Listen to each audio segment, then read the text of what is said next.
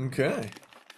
This Okay. is this is exciting because like the big thing for me about this is you're not the most enthused person about Dream Theater, but my big thing is he had to put something high up. So I want to know, I want to know if mine mirrors his. Yeah. That's like actually a good way to start. I'm going to start the episode right there. Hello, everybody. Remember us? We were the kids that Yeah. had a report due on space, and then we got the new Encyclopedia Britannica. That's an American reference. I don't think that commercial was over there. Uh, You weren't even alive at that point anyway. That was like I, every morning during like morning cartoons or whatever. There was an Encyclopedia Britannica commercial already on a yeah. tangent, folks. Welcome back. Where there was this kid and like there was a voiceover talking to him, but he was always like, I have a report to do, and you talk about finding all the information in the encyclopedia. But Yeah. then there was like there was a follow up that I feel like was on like every day, where the kid just looks at the camera and goes, "Remember me? I'm the kid who had a report due on space, and then I got the new Encyclopedia Britannica." And then the voiceover goes, "He had a report due on space," and then he goes, "I think I made that abundantly clear." Anyway, I don't know why that just burned into my brain, and it was like that's childhood right there. I just saw it so many times. I think my favorite ad from that era that you've ever sent me is the "You, Your Friend, and Your Johnson." That one fucking cracks me up I never every actually time. saw that one on TV, but that's one that was pointed out to me later. I'm like, is this real? And I'm like, oh yeah, Johnson outboard motors is a real Yeah. thing. Isn't that one of the lines is like "You, your kids, and your Johnson"? It's like Yes, whoa, yes, yes. hey Saturday nights, distant lights, you, your girl, and your Johnson. That's the best. Anyway, hi, this is Cranked and Ranked, It is. and we haven't done one of these in a few weeks. Yeah. Life got in the way. We all had things to do. Eddie's band played a festival. I went to see Metallica in Arlington, Texas, and sometimes we have lives, Yeah. but we're back to I like it because it was almost like a cliffhanger. It's like we did the first half of Dream Theater, and then I'm all like, I'm gonna go Yeah. back and listen to these other albums, and maybe my mind will change. And everyone's on the edge of their seat, like, is old head gonna become a Dream Theater fan? I don't know. We're gonna find out as this Could, episode rolls along. we couldn't have hoped for a better band for this to happen with, really, could we? Because like they've always been one of those bands where I've been like, I know we're gonna have to talk about this eventually, but I Yeah, know that initially you were like, I don't know, but yeah, yeah. I'm excited to see this top half. Uh, So, so last time we did the bottom. Was it the bottom 8 last time, and this is or bottom 7? let's have a look here. So, Don't even remember. This is the top 8 though. The top 8 Dream Theater albums. Oh, by the way, old head Eddie Sparxx. yeah, that's us. That's who we are. And this is Dream Theater Part 2. And this part will be about as long as one Dream Theater album. Really, the Or last one song. was too, or song, depending on the song. Yeah. Um, did you find it? What was it last time? Top 7 or bottom 7? I'm pretty sure it was bottom 7 It doesn't matter. because yeah.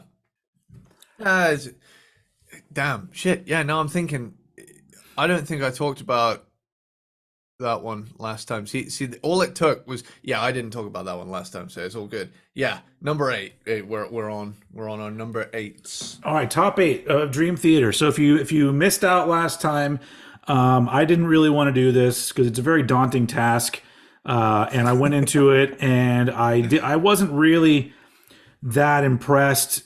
Aside from like the technical ability of this band, that is undeniable. It's like I'm not going to argue that this band is super talented dudes, very good at what they do. It's what they do that I'm not really that interested in. But I had more time to go back and listen to these top 8, and I put that shit off. I did not. I kept sitting down and going, do I want to go? Oh, I'm not in the mood right now. Yeah. But eventually I did go back and revisit these 8. And funny enough, my ranking didn't change listening to these 8 again. It's the same as it was last time when I had put this together. I'm not going to say anything else. I want everyone to watch the episode. So, what do we have any catching up to do? Any interesting stories from the time that you were away? I don't know. Yeah, we played the Drunken Monkey Rock Festival up in Worcester. That's Sage. That's the band I'm in. Sage, yes. Yeah. Sage. We got a song on Spotify called Sick. Everything starts with an S and has 4 letters. Right now it does. Stay tuned for their next song, Slut. Yeah, and Slow, Slug, and Slot. Yeah. Oh, all right. Yeah, Slit. Maybe. That's going to happen too. Slit. Soft. Soft. Shit. Silt. Silk. Shit. I said shit. Oh, you did. God damn it. All right, that means we're done with this bit, ladies and gentlemen. Okay. Bit is over. So let's because all I did, the big thing I did was go to Metallica, and I did a whole long ass video on that. So if anybody cares, go to YouTube, and there's a video about my trip with my wife to see. I still need to watch that. It's in my watch later playlist. People are really reacting to the rockumentary very positively, and I'm happy because I put a lot of work into it. But I see other people's footage that actually got to be like down on the floor and stuff, and I was like, oh, their footage is so much better than mine. I had to like zoom in. There's one point where I zoom in on Phil Anselmo, and he just looks like a blurry dude walking around, and I'm just like, it's as good as I could do, guys. I couldn't fork over all that money. Although my wife did tell me that next time Metallica comes through, that we're going to figure out how to fork over for floor tickets. Or maybe something even more. I don't know. We were talking about like the snake pit stuff and like everything you get aside from just being in the snake pit, all the extras. Yeah. And she's like, it's actually pretty worth it. And I was like, all right, well, maybe next time. Maybe we can do snake pit next time. I don't know. Anyway, they were great. Metallica's a great band. And they played one song from Saint Anger. I was very happy with that. But was it Frantic? No, it was Dirty Window, which is my favorite. So nice. It worked out for me. They played at least one song from every album, and they played. Well, you saw them already do 2 nights, right? It was probably a similar set. They played almost everything from Lightning and Puppets. I think they left 2 songs off each album, and that's it. They played everything else. But anyway. Where are we? Dream Theater. Welcome to the Dream Theater, where dreams die and fuck, I don't know.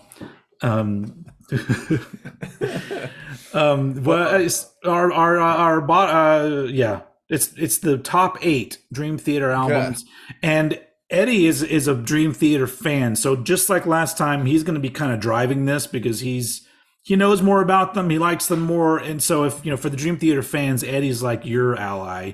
And then those of you who are kind of like, I'm going to be on your side for this. So counterpoint. So let's do this. Number 8 Dream Theater album, Eddie Sparxx. Okay. My number 8 Dream Theater album is Dream Theater from 2013. Okay. So, this one has kind of a special place in my heart as the one that came out just after I'd got into them. So like there was a bit of buzz and a bit of hype for this one. And I remember The Enemy Inside being a big thing. And really, I'm just going to jump straight in. False Awakening Suite, is a surprisingly short opener for a Dream Theater song. I think it's less than 3 minutes long, but it's kind of like this. It's kind of like an overture, but I don't know if it actually is an overture. I think it's just like a fun little instrumental to kick things off. Then you get The Enemy Inside, which is a cool song, but like I remember someone once pointed out to me that it has the exact same verse riff as Sudden Death by Megadeth, and now every time I hear it, I just can't unhear it. The rest of the song is its own thing, but like Yeah. that digga digga digga digga digga digga digga digga digga digga digga digga digga digga like ex- exactly the same. And there are only two. Which one came first? Who ripped who Megadeth, off? Okay. yeah, Megadeth was 2 years before this one, Got it. but accidental plagiarism is a thing. Dave Mustaine, I'm telling you, he wrote everything. He wrote all the songs, and then Yeah, everyone just rips him off. yeah, he wrote Sandman, Load, uh, The Ecstasy of Gold. Pretty sure he did that one too. Fun fact though, my girlfriend met Dave Mustaine at Bloodstock, Oh, which is fucking rad. Yeah, meet and greet. We have she a we she have a met she signed. met she met him. You weren't there, so They you left her alone with Dave Mustaine. I don't think that's a good idea. Well, here's the thing, right? Had it been any other band, but Ugly Kid Joe were playing at the same time, so it was like I came to see Ugly Kid Joe Um, and Megadeth. So I was like, I go see Dave, I won't see Ugly Kid Joe. But turns out she got in there, met him, got the signed thing, and was out pretty much within 2 songs of Ugly Kid Joe. So I was like, oh, could have. hey, but But you got to see 2 songs more of Whitfield Crane, so that seems like a yes, win-win exactly. right there. Absolutely. Absolutely. That was really fun. Bloodstock was really fun. Nice. Um, yes, Yeah. Anyway, as I was saying, sorry. Dave's riff that Dream Theater ripped off. Yeah, I guess. You But know, so it happens. The riffs like that are so it's so yeah, easy to stumble upon that, or like there's only so many patterns. we- Yeah, we've also talked about this before. Like me as a songwriter, I know I've known in the past that I've written a song subconsciously, not even remembering that's from something that I heard like 10 years prior. And yeah, then like when somebody would bring it up, I'd be like, "Oh shit, that you're right. That was just in my brain, and I didn't know." So yeah. sometimes it's not intentional. Sometimes it's just that's how the world of music songwriting goes, folks. I remember one time someone I was in a band with came to a rehearsal and said that they'd been up all night writing this like progression, and I said to him, "You do know that that entire thing is the organ part to Child in Time by Deep Purple, right?" And he went, "Fuck, that's where I know it from." Like, doom, Guys, this doom. song came to me in a dream last night. Bear with me. It goes like this. Yeah. It's like that. I don't know where I got that from. It was like Yeah. Yeah, I've never heard that before. But yeah. What do we got here? We got The Looking Glass. This song is Tell Me You Like Rush Without Telling Me You Like Rush. yeah. Enigma Machine is an instrumental. Another instrumental on this one, but it's a bit lengthier. Bigger Picture, Behind the Veil, Surrender to Reason, all cool songs. Along for the Ride is this big old anthemic ballad, but the song for me that just really pushed this album way further up is the song Illumination Theory, which is this big ass beautiful 20 minutes of like an absolute journey. Like they have a select few 20-minute songs, and like I like some more than others, but this is a high point for me. And I love the kind of like really lovely orchestral bit in the middle. Like Mhm. even though there's like a really heavy riff at one point, and then it goes into this really beautiful thing, and then goes into a funky sort of edged thing. But then if you watch like a live performance of them doing it with like a string section, there's a really cool part where Jordan Rudess comes out with a keytar and does a keytar solo, and Mm.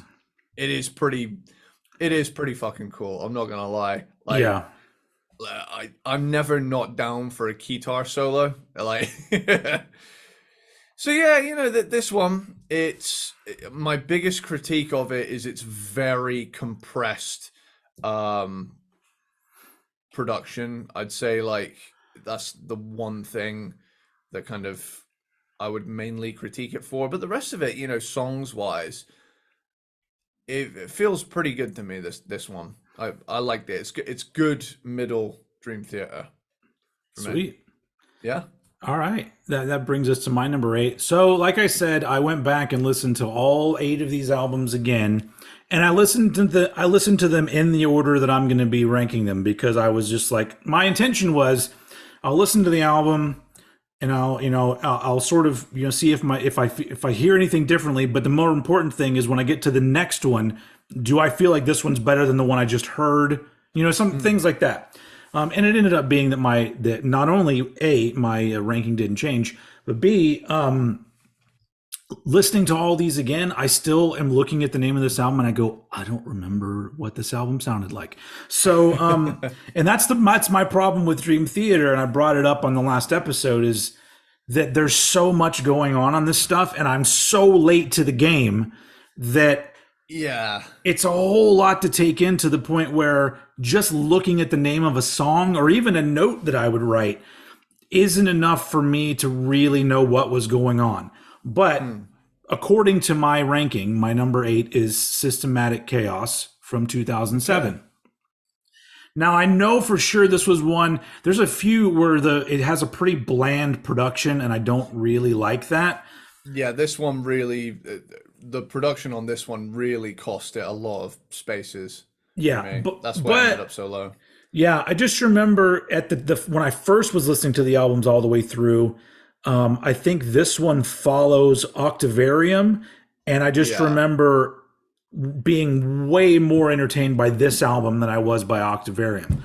And it's the same. I have the same sort of until we get a little closer to the top. I have the same things to say about all these because it's just like last time, and I don't mean to repeat myself, but I'll be sitting there and I'll hear a part where I just kind of go, oh, and then I'll hear another part where I go, oh, and then, but then almost every single album, there's 3 or 4 times where I'll be like, oh, what's the name of this song? Oh, it's the same song? Okay. Or the opposite will happen where I'll be like, man, this is a long ass song. Oh, we're 2 songs later now. It's like because it all blends together and I think that's a reason why it's so hard for me to grasp onto Dream Theater is because if you do so much in every single song, then when your song becomes a different song, it doesn't matter that it's a different song anymore. It's Yeah. and granted, there are some times that they do hone things in a little bit, and but usually it seems like when they're honing things in, that's when they want to do a really slow and kind of ballady or melodic kind of thing, and Yeah. that to me is not the places that you need to. Those are the places where I want things to be more complicated because I love slow songs, but I love it when there's twists and turns to the slow songs because otherwise, I have ADHD or whatever, and I get I'm just like, oh shit, I got to do something else. But anyway, every single album has parts that I thought were fucking great. Every single album had me going, God damn, the drums are fucking great, or that bass is great, that guitar is great. The only thing that I never really found myself complimenting in my head was the vocals, because he's a good singer, but he really seems like you could just throw him in a pile of 50 other singers that sound kind of like him, and you would never be able to pick him up and out in a lineup. You would just be like, well, one of those guys is the guy from Dream Theater. But that's just me because I also don't really listen to music that has that style of vocals, which I guess you would be calling that on the power metal or I don't know, Yeah. prog metal, things like that. I don't listen to a lot of that, and so a lot of the vocalists seem to be coming at things from a similar area and not really varying things up, which is interesting because it's a band that is constantly like jumping from one thing to another, but vocally speaking, he kind of just does the same shit a lot. Yeah, I feel like that's the like identifiable anchor of Dream Theater But yeah, maybe he is like the guide that's trying to guide you through all of this chaos. He's just like, hey, come with me. Yeah. I'm the normal one here. Yeah, he's like the familiarity to remind you, yep, this is Dream Theater. Yeah. Um, So yeah, Systematic Chaos is is fine. It's a Dream Theater album, but not one that I'm going to find myself. Honestly, there's really only the maybe only my top three are ones that I could really see myself at some point going and revisiting. But that being said, my gripes about these albums are not, it's not like, the second half of the Misfits catalog where I'm just like, fuck you. This is more just me going like, this isn't really for me, but I see the positive qualities of all of these things. So Yeah. That moving on was that to that was probably like my hottest take of an episode ever, the Misfits one. You know, yeah. granted, I know Graves is a bit of a proud boy, but those fucking A bit. those yeah. Those fucking late '90s albums, man. I don't know what it is. It's just I think it's because they metaled up the production a little bit. So like, Sure.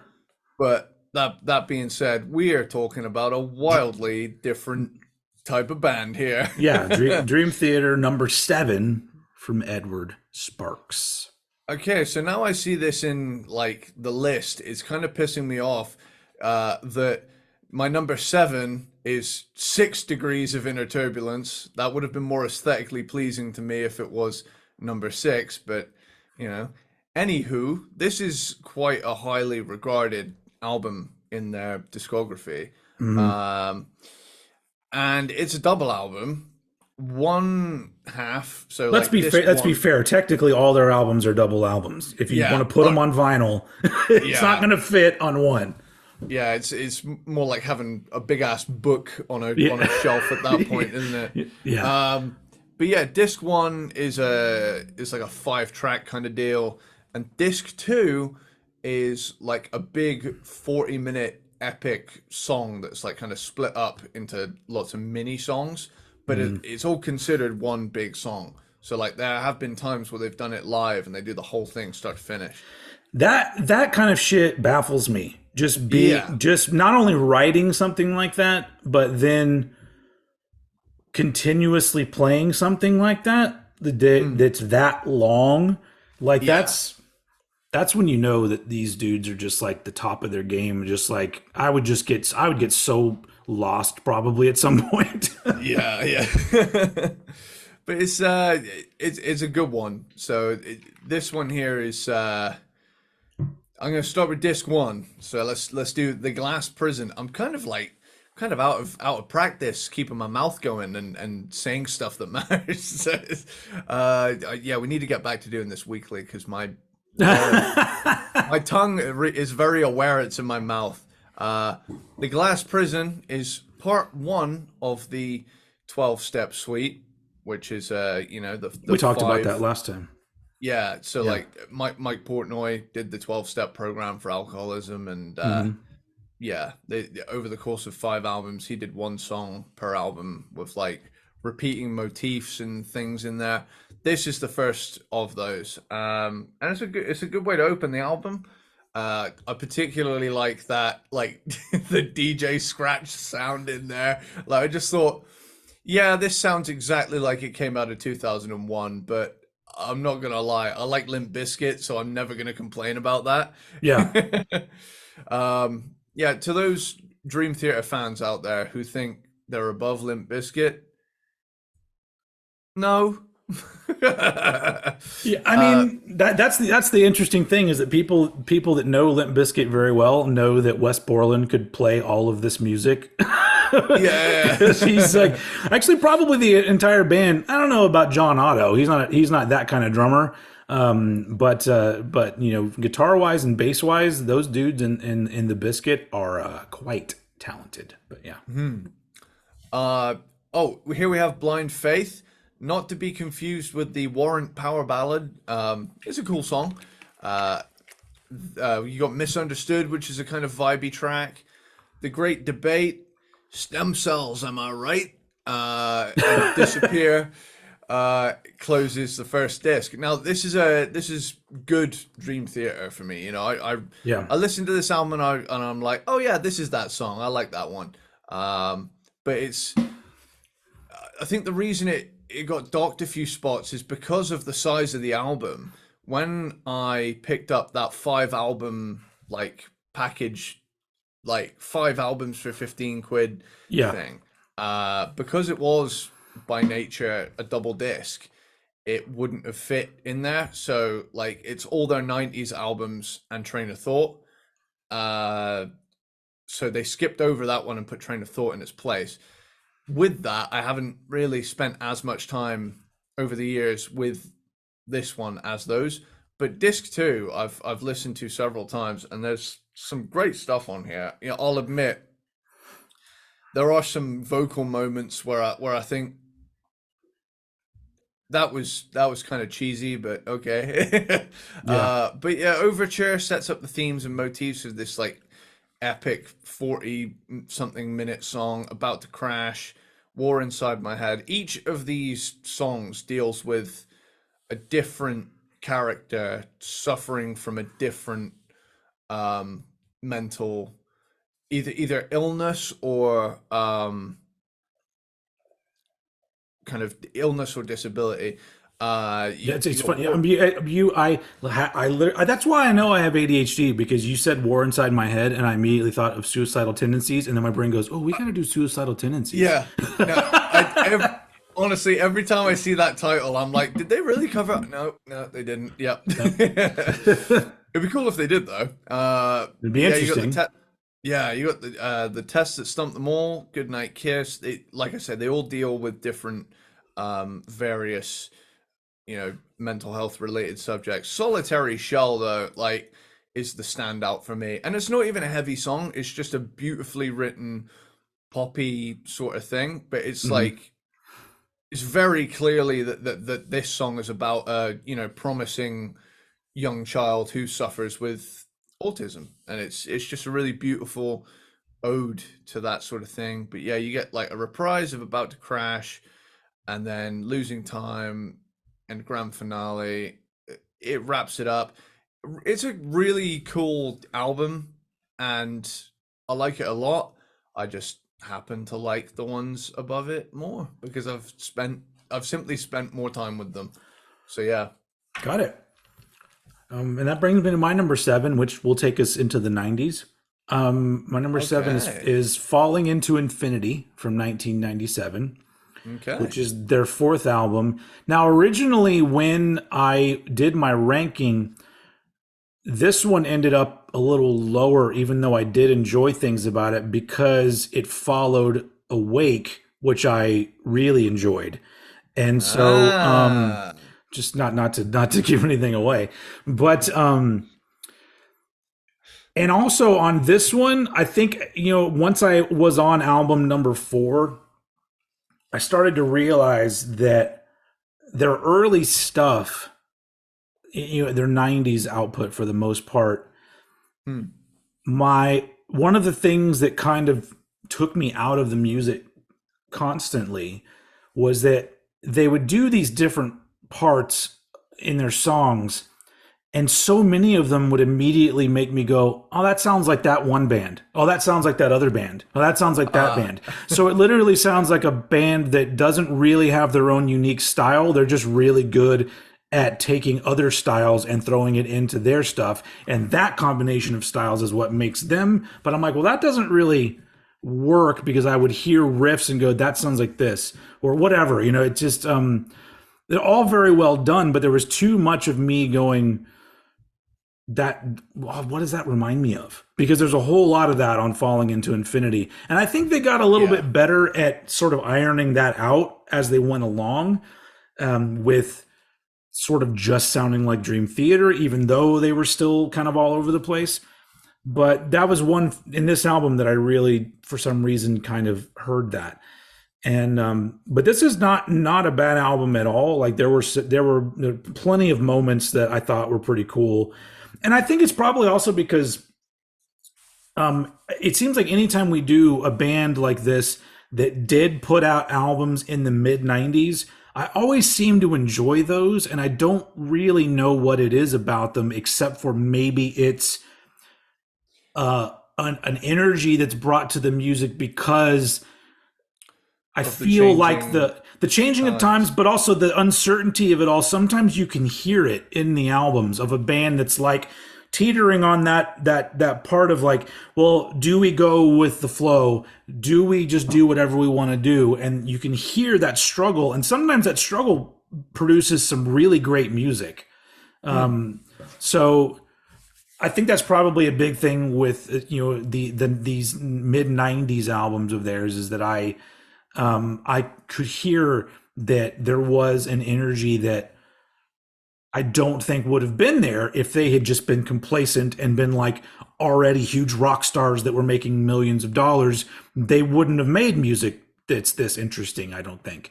But Hmm. anyway, falling into infinity is my number seven. I did enjoy it. So That that is the one album that always seems to move around my list. Like mhm. sometimes it can be in the top half, sometimes it can be in the bottom half, but that's the main album for me in this discography that always kind of confuses me because I'm like, how do I really feel about this? Because like I think to myself, oh yeah, they weren't really into that one. There was a lot of label pressure. They brought hit songwriters in, Desmond Child, for example. But that Maybe that's part of why it has that feeling to me of like I hear other things that sound familiar that aren't Dream Theater. Maybe it was the hmm. outside songwriters. And I think for this album though, I'm like, it's never the one I reach for mainly when I think of Dream Theater. Yeah. But when I'm doing a Dream Theater, when I'm on a bit of a Dream Theater thing, when I see this album, I think to myself, oh yeah, there's that kind of redheaded stepchild quirky album that they did in the 90s, of Hmm. Hmm. of their like run of first five albums. That's the one that sticks out to me the most because it's like, oh my God, this is the one time they tried to go down the radio route. Um, Kind of. Kind of, yeah, yeah, Yeah. within the Dream Theater pantheon of Yeah. radio. Yeah. Um, but yeah, it's a cool one, yeah, for Hmm. sure. So with that, I guess that brings me to my number six, Yep. which is Black Clouds and Silver Linings from 2009. Okay. And this is the last album with Mike Portnoy on drums, and it's only a six-song album, but I'm pretty sure it's over an hour, which tells you exactly that it's a Dream Theater album. Yeah. Um, so you know what's weird to think about? Jar of Flies has more songs on it than this, and that's considered an EP. But yeah, Nightmare to Remember is like there's like borderline death metal sections at the start and finish of this song, particularly the blast beat section at the end. But it's a pretty damn cool opener. It's like clocking in at 16 minutes, so it's one of the longer ones. But then you get Rite of Passage, great song. Desert Voyage riffs aplenty, like kind of that Eastern twinge to it. Wither is a big old power ballad. The Shattered Fortress is the fifth and final song in the 12-step suite, as we've discussed. Now, here we get the best of times, and this one for me is heart wrenching is the word I would give this song, and it's sadly a song that's become a lot more relatable than I would like. Hmm. Obviously it deals with you know, I for first off, I don't have cancer, so I'll throw that out there. We've not been on hiatus for 3 weeks because I have a tumor or some shit, you know. But yeah, it's one written by Mike Portnoy about his dad, who during this album's creation was suffering from cancer and unfortunately ultimately died from it. But it's just a father son ode, really, and it's a really beautiful song. Um, but yeah, and you've also got the Count of Tuscany, which is this almost 20-minute epic, and seeing it live, like people go ape shit when they hear that, like they hear intro. But I mean, this is a great song. Like in terms of 20-minute prog, every moment is pretty damn important. You know, and you know it's in a genre where this sort of thing is kind of expected. But I absolutely love Count of Tuscany. This is an album for me that just I suppose it just came to me at the right time where it was like, okay, I need another Dream Theater album. Pick this one up, and I was like, okay, great song, great song, great song, great song, great song that made me cry, great song, you know. And it's like, holy shit, I'm a big fan of this one. I think as well, I think this was the second or third album where Mike Portnoy was given a microphone, and so he could do his kind of growly kind of thing here, you know, every now and again. And it to me it comes off like, you could call it goofy, but it also just like sounds like he's having a great time doing this. So like I Yeah. can't knock him for it at the same Yeah. time. That and he's an incredible drummer and a massive influence on me. Not that I'm saying I'm anywhere near his level, but you know, but just all those kinds of fills, Yeah. like Yeah. that's just me all over. You know, if I that sort of thing. I'll throw one of those in every now and again when I see people, you know, looking at me when we're playing live. But yeah, Black Clouds and Silver Linings, cool album, and me likey. So you were saying, they only got 5 songs into his 12-step thing in his Oh time in no, Dream Theater. no, he does like multiple steps per song. Got it. So Okay. and if I quickly look it up, if was it I was just 12? curious as to if he finished it, because I was like, that's a weird thing to leave a band on and be like, hey, remember those songs from our history where we were doing the 12 steps and then I left or was kicked out Yeah, or whatever happened to him? here it is. It's we've got, so the Glass Prison is reflection, restoration, and revelation.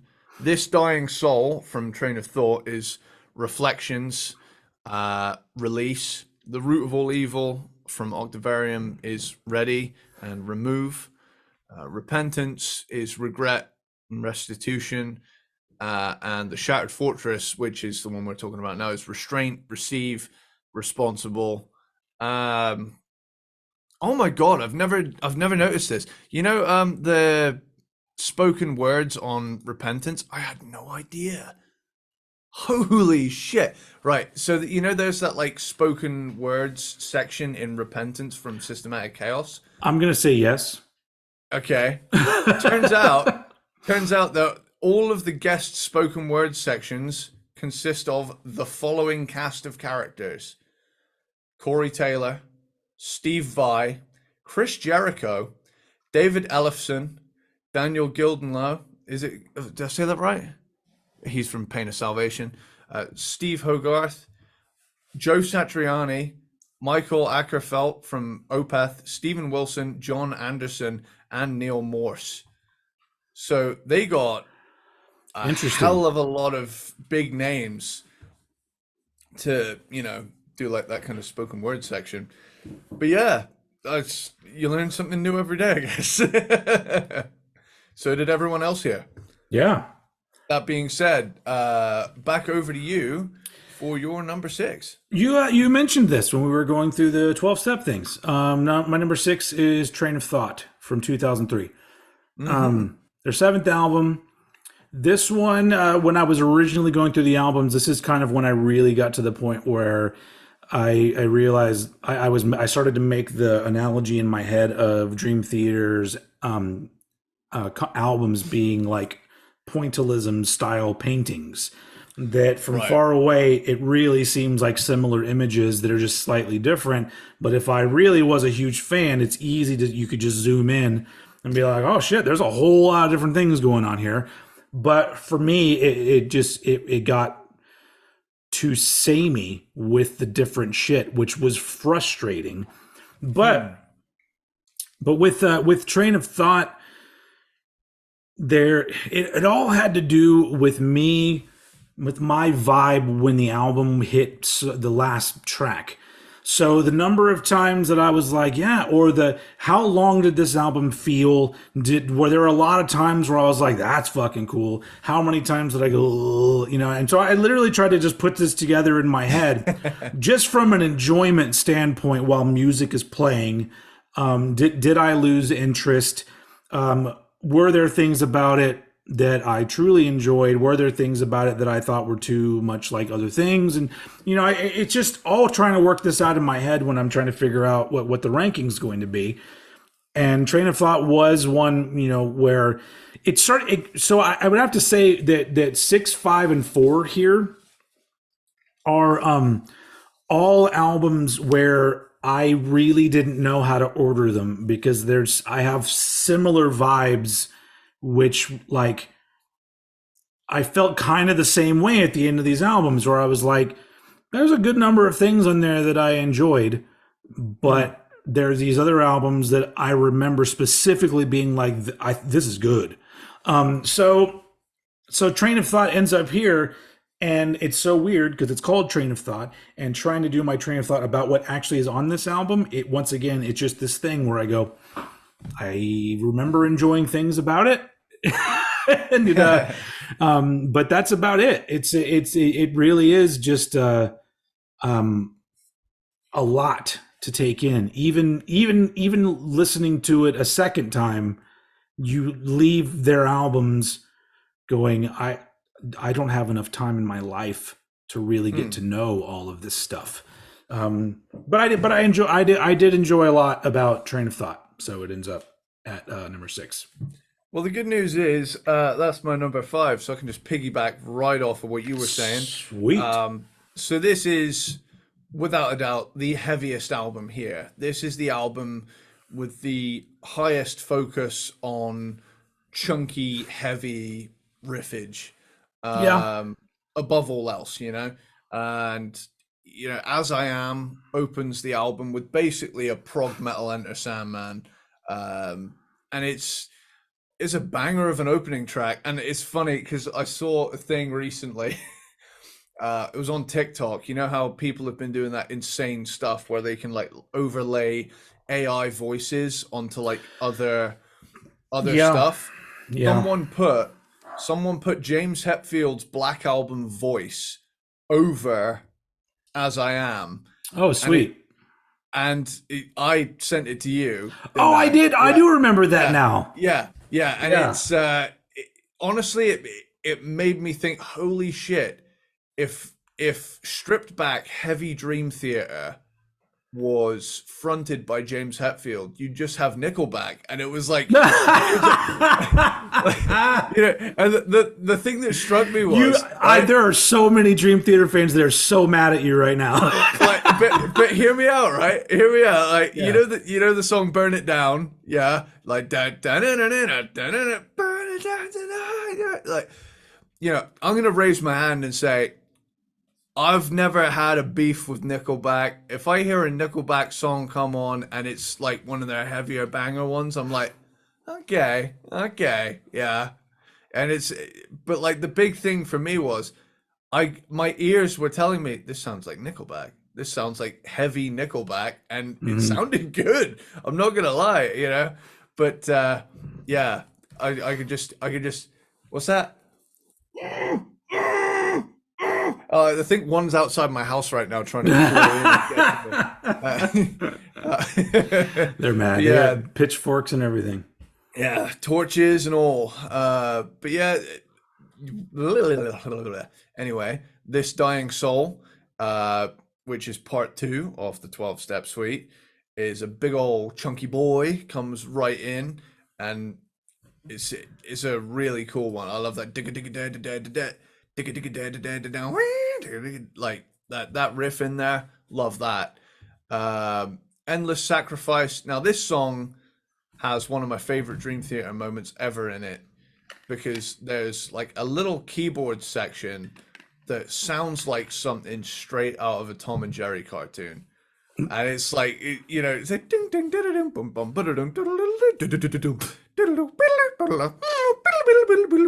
and then just like goes back into doing like, you know, riffs and stuff. But Yeah. I love that little part because I remember the first time I heard it, I was like, did that really just happen? And I actually had to do like a double take on my iPod. I was like, did I just hear that right? And like the big bang bang bang bang bang bang on the piano just made me immediately think of like Jerry kicking Tom's ass straight down a flight of stairs or some shit. And Yeah. it's just every time I hear that song, I mean, it's probably really counter to the to the original intended thing, you know, You know vibe of what? the song. But I feel like when some of these parts, when they write them, they're probably sometimes giggling to themselves about how yeah, over the top some of it is.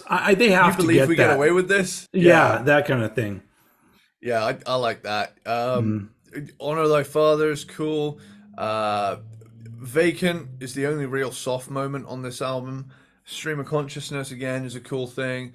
And then closing it out, we've got In the Name of God, which is just this epic, crushing closer. And you know I love all of that Phrygian Eastern melody sort of stuff in there. Mm. And it's just oosh. Sorry, I had a burp. And it just would not it just you know when you got one right on the ledge but you're talking? Yeah. Yeah. Yeah, I drew more attention to that than I maybe should have, but okay. Yeah. Train of thought. Yeah, that's my number 5. Awesome. Once again, just like with you, this didn't line up the way it was supposed to line up. But number 5 is 6 Degrees of Inner Turbulence from Okay. 2002. Their sixth album. So this was one of the ones where when I initially was listening to it, I was a little bit. I was still in the vibe of trying to pick out the songs that were standing Yeah, out to me. you're gonna have a hard time here. And the Glass Prison was one of the, you know, there's a few albums where they do this, but they start off with a song that's got such heavy riffs and is so sort of energetic that I kind of go, oh, can we just do this the whole album? And they don't. Yeah. But you know, but they do, you know, things like that from time to time. But it's one of my notes here says another absolute quality album of whiplash inducing highs and lows, which is Wow. really how it is, because I would find myself hearing something and going, yeah, and then like before I even knew it, I would be like, all right, well, this is kind of boring now. And the production on this album is a bit dry once again for me, but it's early 2000s. I feel like just early 2000s.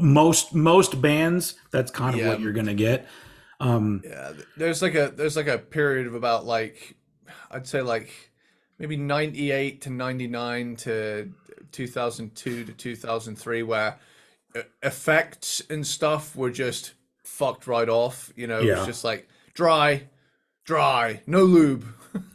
which unfortunately for me in hindsight makes a lot of those albums just sound like glorified demos. Yeah. So, but it is what it is. But to on this particular album, like I was already, you know, on my first listen, already 6 albums in, and apparently this album was so long to me that was the last thing I wrote was like, this is really long. Yeah. So because I think there were several times where I thought surely we're in the second half of the album and we weren't. Yeah. But once again, just like, you know, Train of Thought, was that the last one I talked about? Train of Thought, I think it was. Yeah. Train of Thought in this one and my number 4, they all were in this middle area where I was enjoying things about it, but there wasn't enough sticking out that really said this one needs to go here and this one needs to go here. And then going back and listening to these, it was almost like I just felt the same thing where I went, yeah, there are some really cool parts here. Was this album better than Train of Thought? Maybe like a smidge better. But once again, it just depends on what the thing is that's sticking out to me. Because sometimes it's just a particular song that I'm just like, well, I enjoyed this almost entire song, so I'm going to give this a lot of weight here. But it's good. 6 Degrees of Inner Turbulence. And it's weird because I don't know which one of these are ones that the fans are really into and which ones they're not. But this is one of the highly regarded ones as far as I Okay, know. and I Yeah. get it. I get it because it did have, aside from the production, it had a lot going for it. So that ends up being my number five. Okay. So that this one here might be one of the biggest gaps we have in our list, Mhm. and my number four is Octavarium. Yeah, that was fucking last episode for me. Yeah, and it might come off surprising, but this album came to me at a time where I was looking for something that was like heavy but not like over the top metal heavy in a Yeah. way, and I Hmm. guess this one just kind of had that perfect ratio of um you know as much atmosphere and vibe as it did, heavy riffs, and I feel like Yeah. this one hit kind of a balance. With the notable exception of Panic Attack, but every other song on here kind of straddles that line between like progressive rock and metal. Hmm. Um, and this one kind of it took a step back on the heaviness, like I say, but Root of All Evil has plenty of awesome riffs in it. It's part three of the 12-step suite. But it's immediately followed up with The Answer Lies Within, which is a great, softer song. These Walls has like a little bit of that like late stage new metal heaviness in there. I Walk Beside You is like if Dream Theater wrote a U2 song. Um, yeah, yeah. Panic Attack. To those who played Rock Band as opposed to Guitar Hero, this song is a video game reference, but that's not actually one I had. Oh. Never Enough. Never Enough is a cool song. Sacrifice Sons, 9/11 song because it's the 2000s. But Octavarium is a 24-minute epic, and Mhm. it's an awesome song, and I love every second.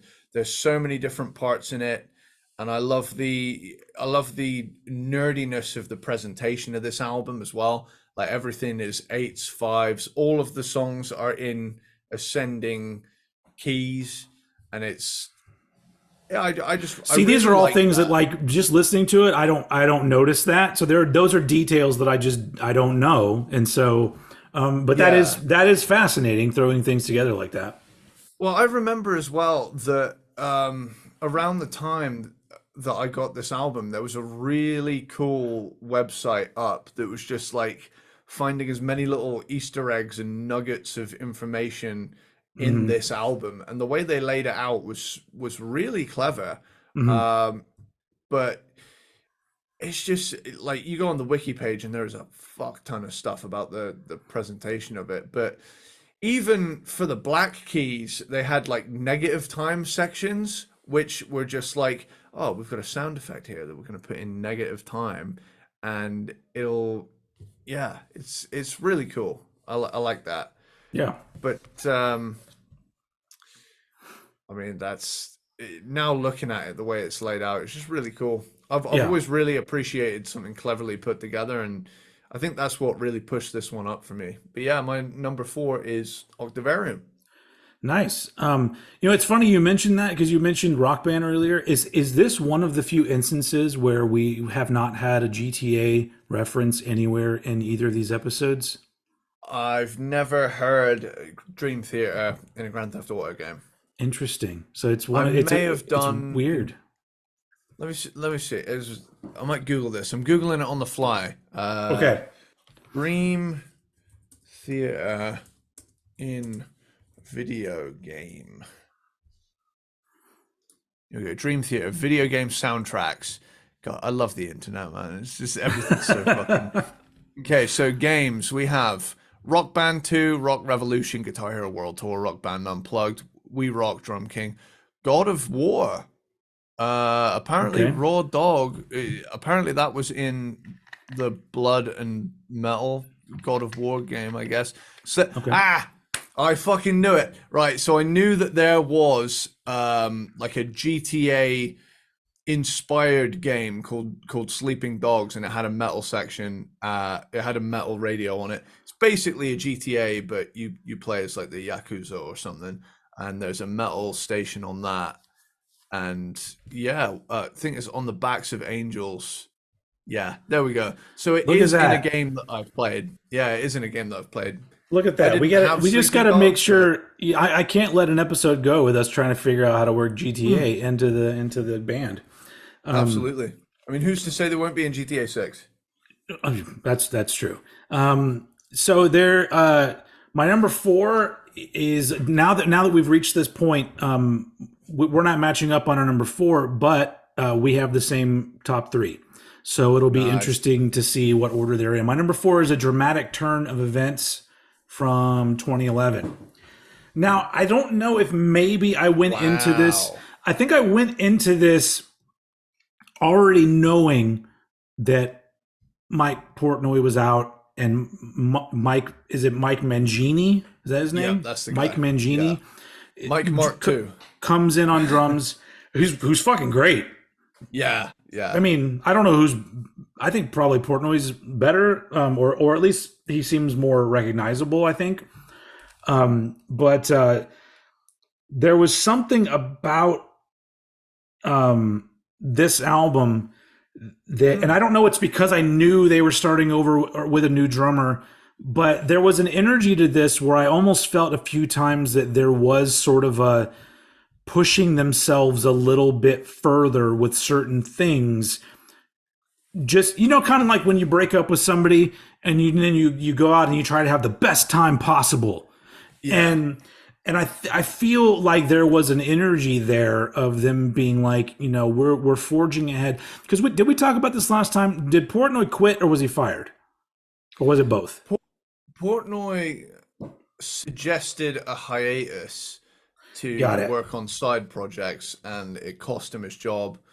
Got it. So he went and became the drummer for Avenged Sevenfold on the Nightmare album, and I think the rest of the band.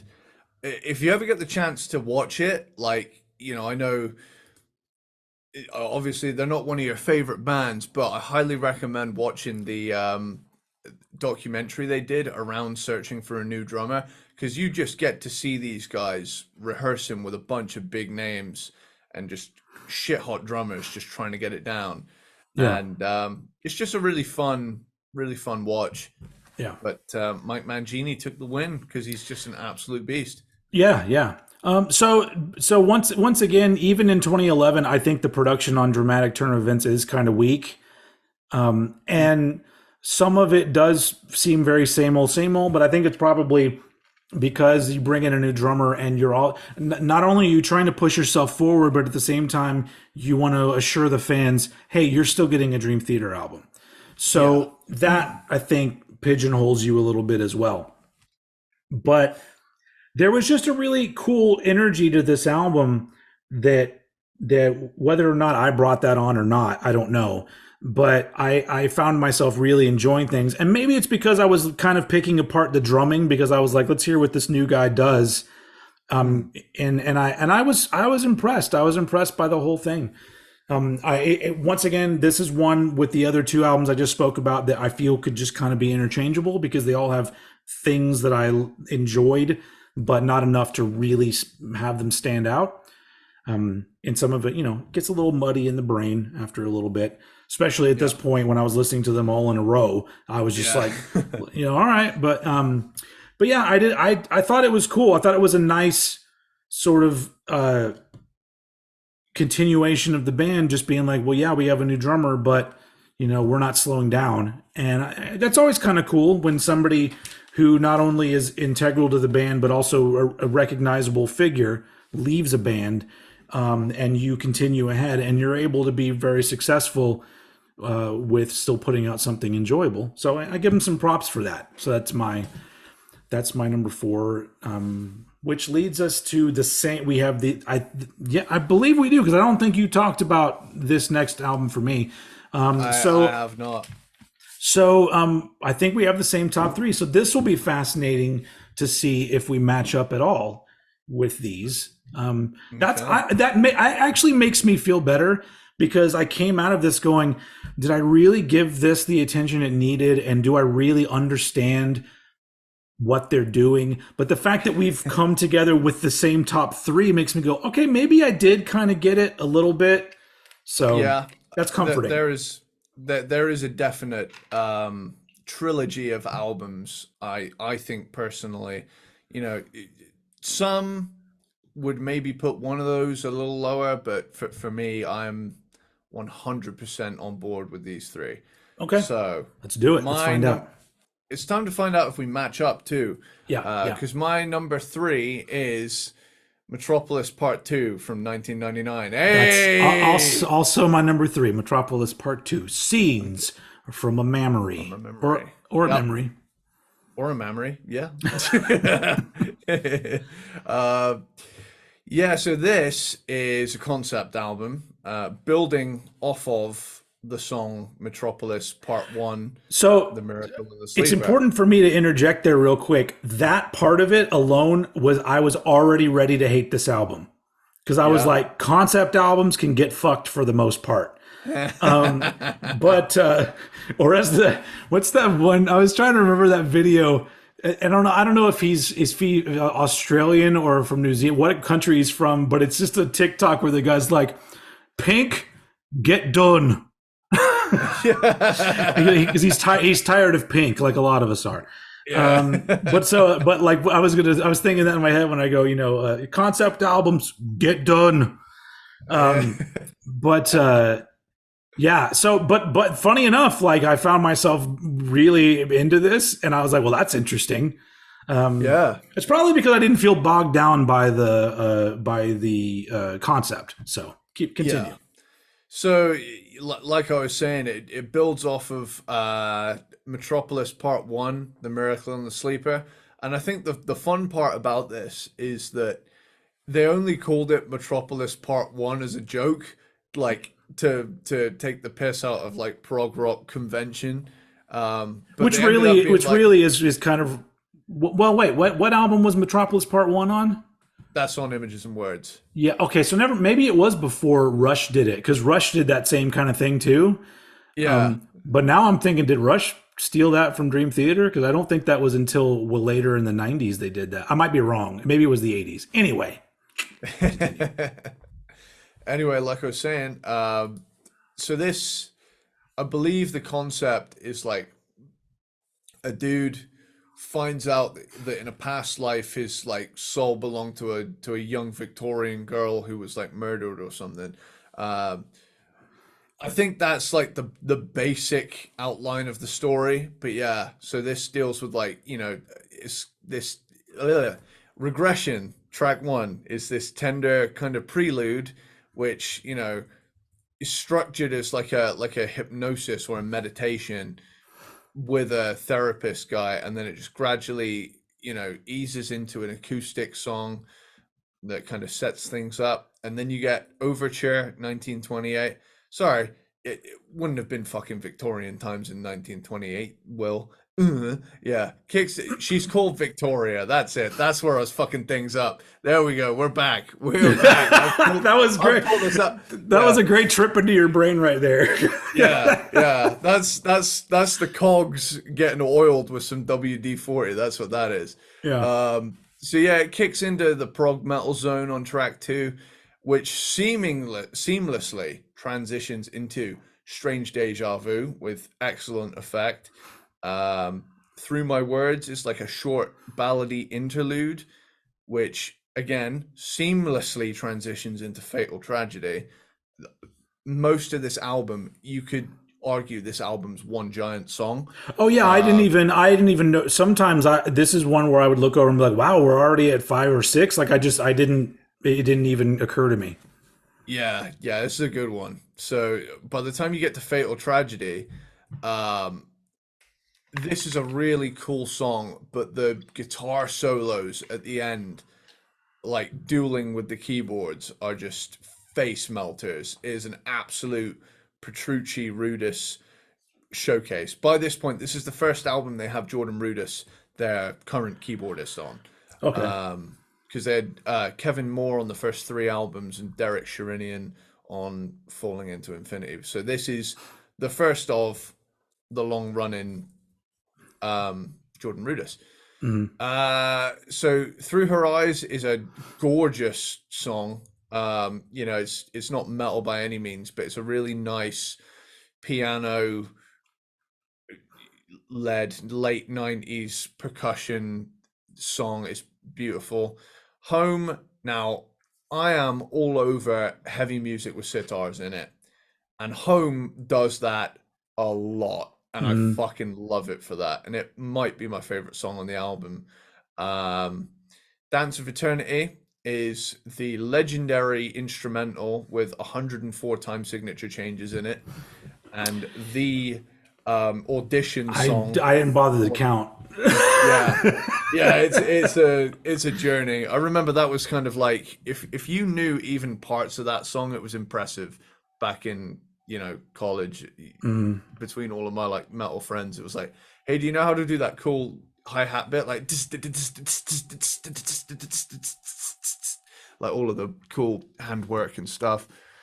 But yeah, One Last Time is a kind of melancholic track. Spirit Carries On is a pretty ballad, and Finally Free is this like big old epic closer. And it's just an excellent prog metal album.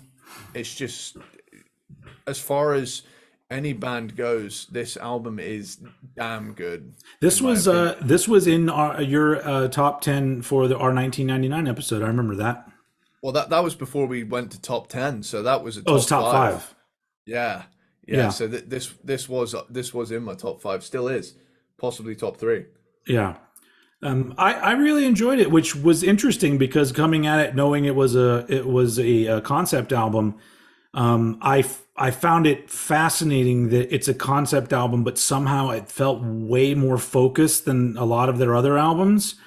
And Yeah. and I think I needed that from Dream Theater, and I feel like maybe that's part of why I don't connect with a lot of their stuff, because it seems like it's not as focused as I would like it to be, or not focused on the things that I enjoy, I guess. I don't know. Hmm. But my only thing is obviously 1999. I'm not in love with the production sound on this album, but it didn't really, like, once I got into it, I didn't care anymore. I was kind of enjoying where they were going with the songs. Hmm. And yeah, it's a pretty damn good album. Like, it's really one that did have plenty of parts where I thought about it later and was like, I think I might have to go back and listen to that one, that one song or whatever, just because there were things on it where I was like, that was pretty fucking cool. And Yeah. a lot more pretty fucking cool on this than there had been, for a lot of their other albums, obviously, because it's in my top 3. But yeah, it's enough of a praise alone to say that it's a concept album, and I like it, because really, when it comes to concept albums, I can only think of like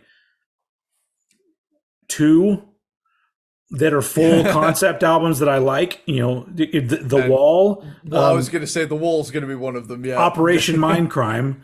There you go. Because like with Rush, I guess Rush kind of did concept albums, but they weren't an entire. They were a bit looser. They were, yeah. So I wouldn't really throw any of their things in, even though there are albums that you could throw a concept at.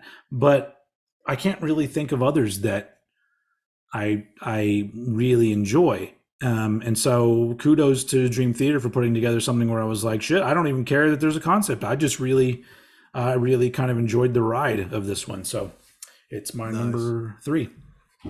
Cool. Let's find out if we have the same number 2. All right, shit. I got my notes all Now, ready to go. I'm gonna preface this by saying, on any given day of the week, my 1 and 2 flip. However, this is how it's landed as a result of a coin flip, and my number 2 A coin is flip. Okay. pretty much, yeah, Images and Words. Yep.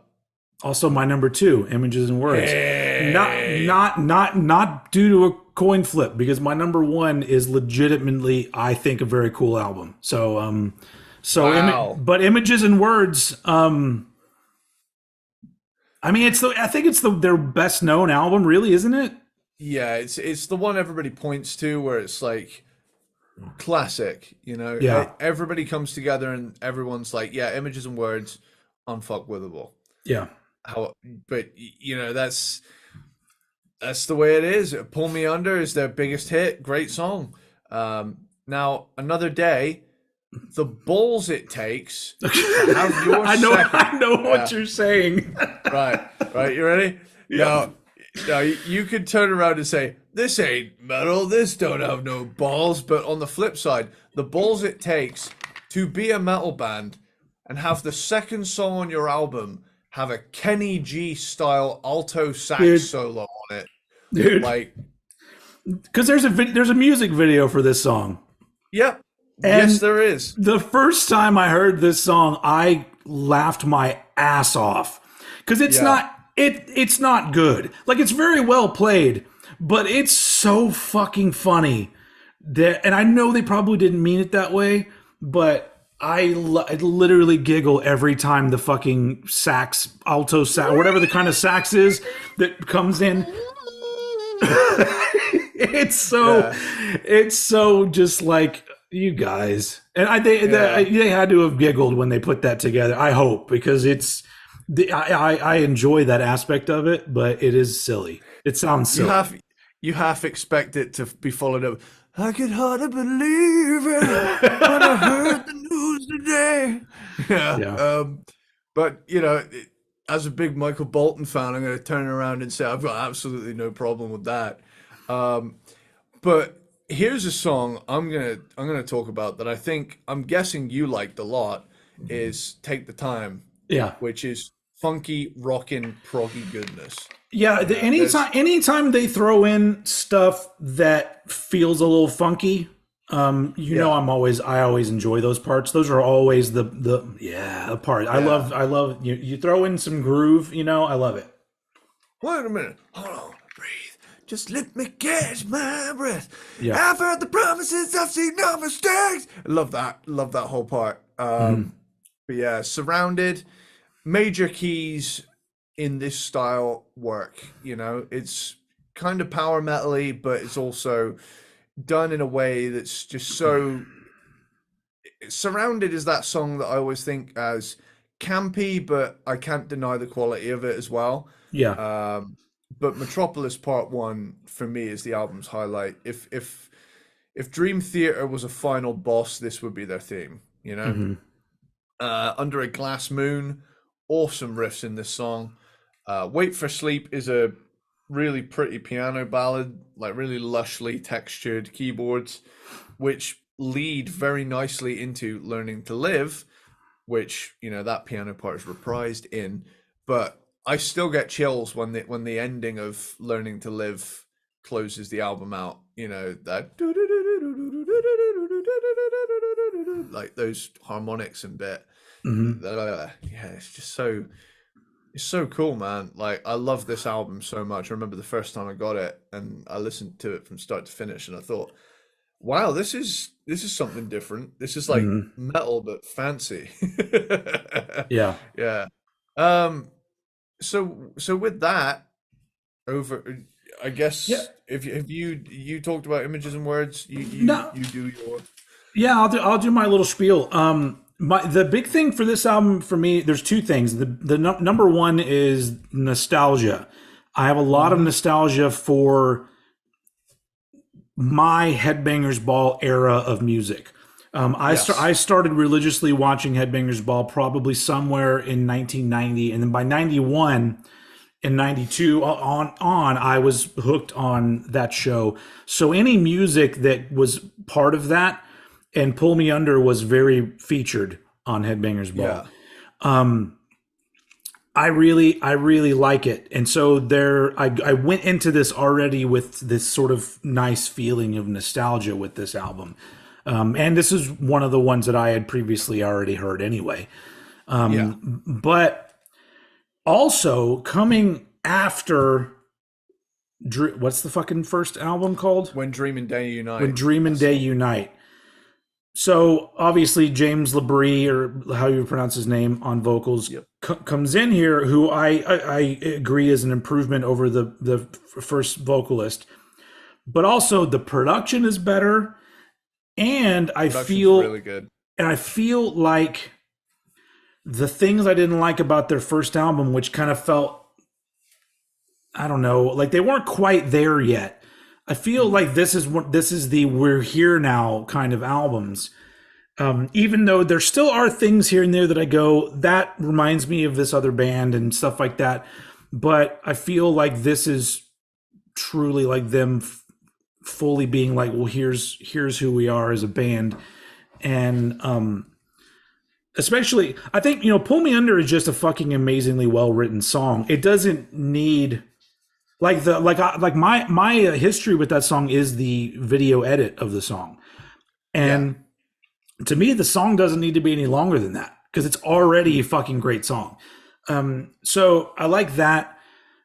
Overall, I liked the variety of songs on this.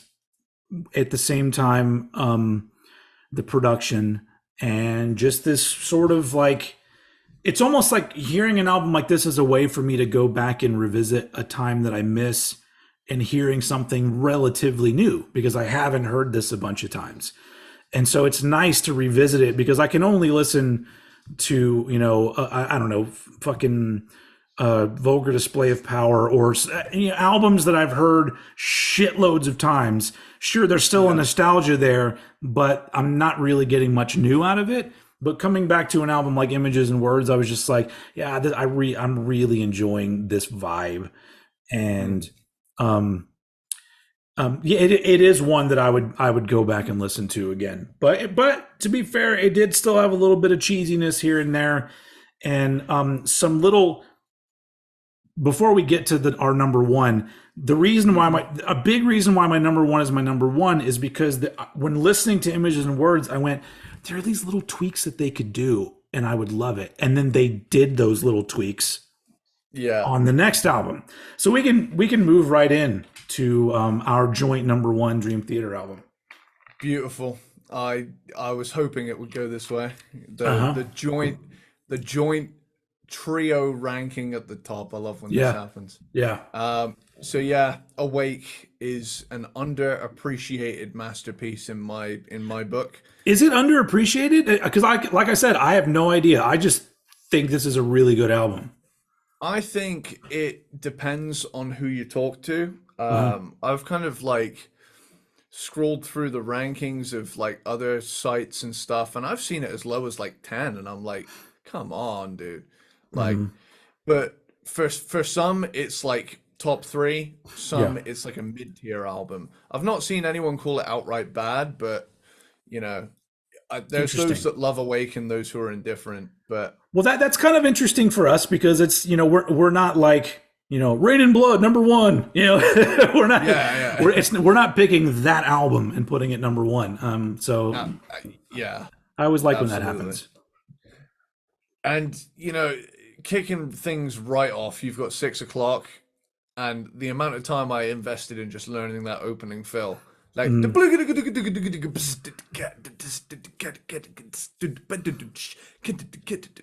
like when I got that down, that was my go-to show off beat. Someone would be like, "Show me what you can do." I do yeah, that. Um, but the grooves in this song are just so cool. There's a lot of cool changes, and the kind of melodies in it are weird in an infectious way. But I love them. yeah, Um, Caught in a Web is really showcases that they've moved to like 7 string guitars. Because it's 1994, but I love the reverb heavy mix blended with the chunkiness.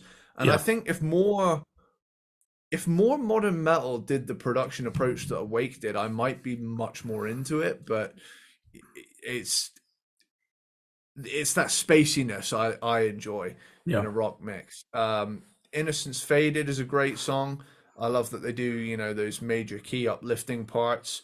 Erotomania is an instrumental, but it's also the beginning of a 3-song suite in this album. So this is part one, and it does kind of like an overture of a few things that would show up, and then you get Voices, uh, and it's the song I think of when someone says 9/8 time, because that hmm riff is just burned into my mind from learning how to play in 9/8. And it's also part two of said 3-song suite. And then the Silent Man is a gorgeous acoustic song, which I absolutely adore. They do ballads well. Yeah. The Mirror. Now here's the thing as well. The Mirror and Lie is a two-parter as well. So the Mirror is like, part one of my favorite chunk of the album. That ding ding ding ding ding ding ding ding ding, like the chugs mixed with the atmospheric keyboards. Yeah.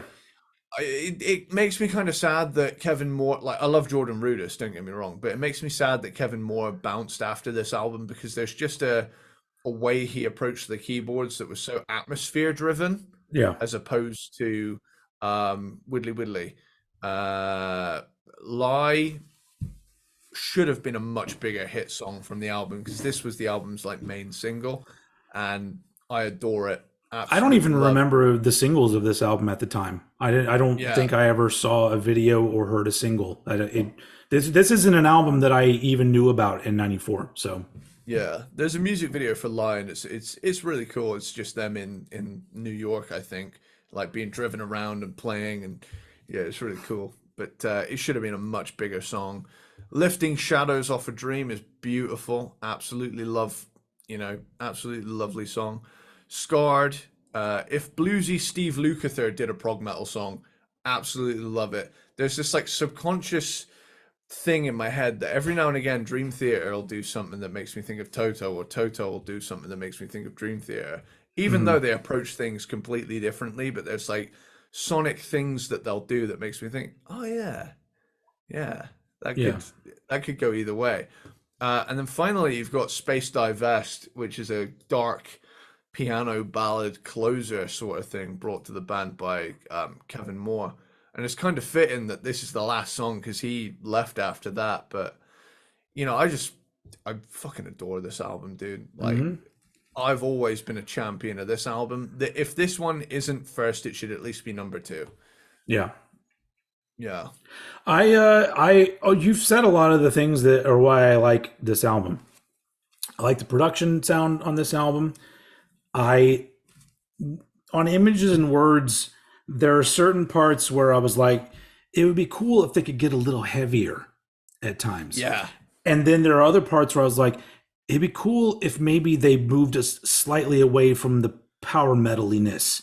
And I feel like they did just enough of those things on this album, where Yeah. sometimes it's easily heavier, and other times the parts that would seem kind of cheesy, it wasn't the same. There's something about it that felt a little more serious on this album, Yeah. and maybe that's just how I heard it. But I was to me that this was, I feel like this is some of the heaviest shit they did. They did heavy stuff on other albums, but there's Yeah. stuff on this album where I'm just like, I feel like this is some of the heaviest shit I've heard. Not in general, but for Dream Theater. But if I had a gripe about this one, it's literally just the gripe about Dream Theater as a band, and that is sometimes I think they sabotage really good shit by trying to include too many things. But once again, if they take that out, is it Dream Theater anymore? So I don't know. I'm wrestling with that in my head. But there are parts on this album that I wish they fleshed out more. And sometimes they'll take you somewhere else and come back to a part that I think is really fucking cool. But other times it'll just be abandoned completely, and I go, well, maybe I like that. Maybe it's better that it was abandoned, and so it just lives in this one section of the song. But for the most part, I was really impressed with how engaged I was with this album the whole way through. Even the softer songs, which the softer songs usually take me way out, especially if they're too long. Because if you do a ballady song or a really mellow song and it's over like 4 minutes, I'm just like, okay, I gotta go do the dishes, I gotta do something. But Awake really is the one that I'm like, I kind of want to go and listen to this more times just to see if like if there's going to be a gateway album where 10 years down the road I'm going to go, hey, remember when I wasn't really into Dream Theater and like now I really am. If there's an album Yeah. that's going to kind of kick the door in for me eventually, it's probably going to be me listening to Awake again and then me going, fuck yeah, let's do it now. So I'm not writing them off in any way because I have my gripes about them.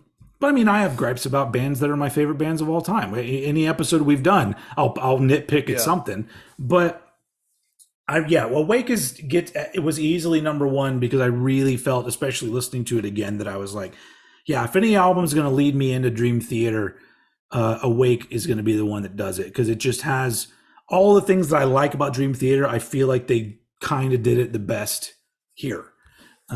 Yeah. So, Sure.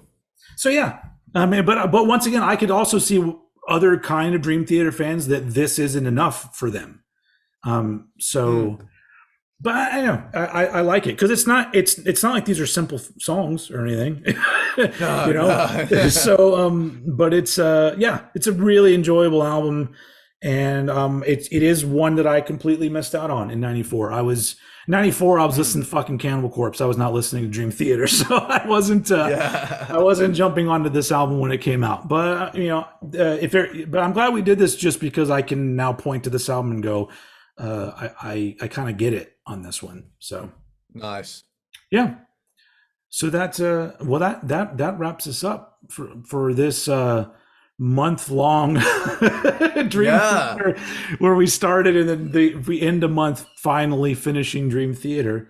So of course, as we always do, we have to celebrate our ending of Dream Theater by singing a little ditty that goes like this: 3, 2, 1, yeah! We did it! I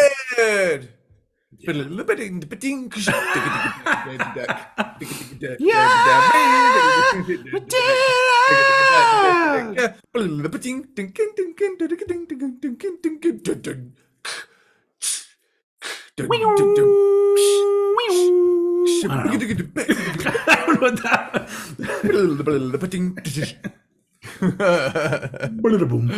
That was the bass. Anyway, that's Dream Theater. Yeah. And unfortunately, it's not going to have the same effect that Toto had with me because I don't see myself running to buy any of these on vinyl. Okay. But there are things I enjoyed. Mostly I just enjoyed the conversation because it's kind of cool listening to these and then hearing you talk about them and you point out things that I'm just like, yeah, I came at this from a very different perspective of what I normally want from a band or normally want from my music and my songwriting and everything. And so it's cool hearing your thoughts on them as well. I think as well, like I was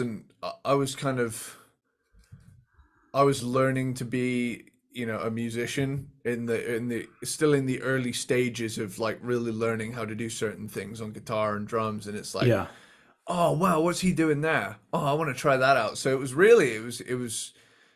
deep diving into Dream Theater was a good way to learn like tricks and stuff and be like, oh, that sounded cool. Yeah. But now we're back on track. We've got quite the roster planned out for because will it be September by the time this episode comes out? This will be out September. When does September start? I don't know. They come out on Wednesdays. What date is Wednesday? Let's have a quick look at the calendar. Okay, so welcome to this portion of the episode where we look at the calendar. Okay, so it'll be the 30th. So you'll have 2 days of summer cranked and ranked, and then we're into fucking autumn or I mean, fall, where I am, it's summer until December. So I mean, yeah, true. then we finally get to fall.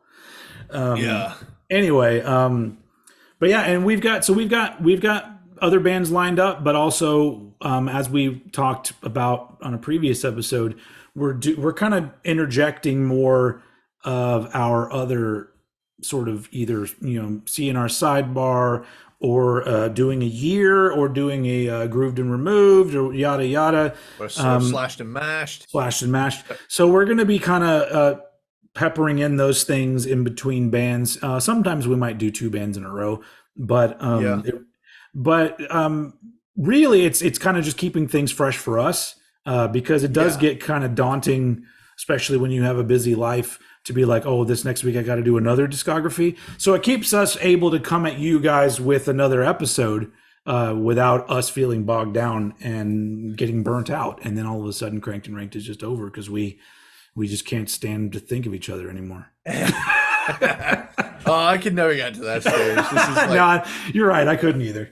yeah. Even if we were talking about the most like random dog shit topics, I couldn't get sick of this. This is like Yeah. a weekly therapy session for me. I agree. And so next week we have a sidebar, seeing our sidebar, and it's going to be talking about movies again. But as usual, they are movies that have a lot to do with music, and we'll also be talking about soundtracks and whatnot. Whether or not that episode will be next week, I don't know. We haven't had that discussion, but we will. Should be. It'd be I would think so. We will I can carve out a couple evenings. that'll be thrown your way ASAP. But yeah, join us for that. I'm looking forward to it. They're both movies that I love. So, but I'm not going to give any hints because fuck it, whatever. But Dream Theater is over and done. And I appreciate all the peanut butter platypuses out there, not only for being patient with us, but also for being here the whole time. And if you're for some reason a new peanut butter platypus, that just means that you're somebody that actually watches a bulk of our content. Oh, we have mugs that say peanut butter platypus on them. Yeah. On my YouTube, if you go to the little store, you'll see shit there. Anyway, so yeah, the PvPs, they're the ones that even the shit they're not really interested in, they watch it because they just for some reason get a kick out of us, and I'm not going to argue with that. So yeah, that's it for this episode of Cranked and Ranked. And as usual, the best way that we can ever wrap these things up is this right here. I'm really looking forward to whatever this is going to be that comes out of Eddie Sparxx right here. But as usual, I throw it over to Eddie Sparxx to take us out. First of all, stream "Sick" by Sage on your given streaming platform. Secondly,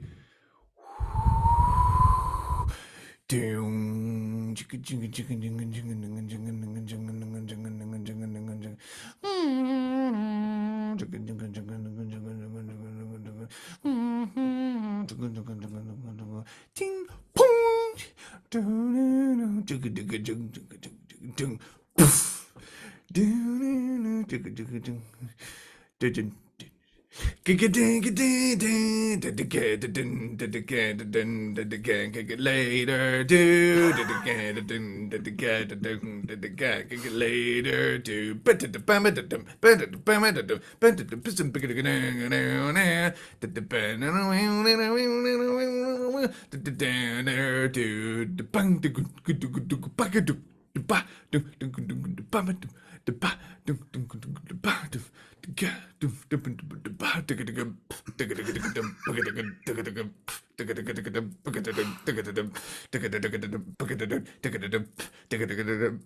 Later, dude arrived early May.